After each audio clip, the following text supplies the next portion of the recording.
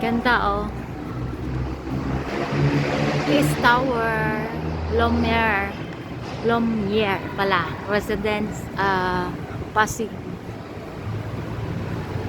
Ayan, ginabi na naman si Bangs. Diyan ako galing.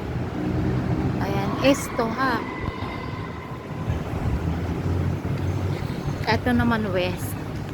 Yan, sana may masakyan pa tayo. Mahirap daw sumakay dito. Kailangan daw nakataxi.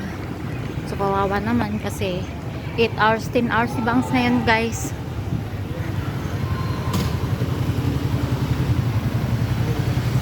Kaya gabi na. So, ayan. Uwi na tayo. Sana may masakyan pa. Diyos ko, maabot naman ako. Hindi ko kabisado yung daan pagka ginabi. Wawa si Bangs. Ayan yung west.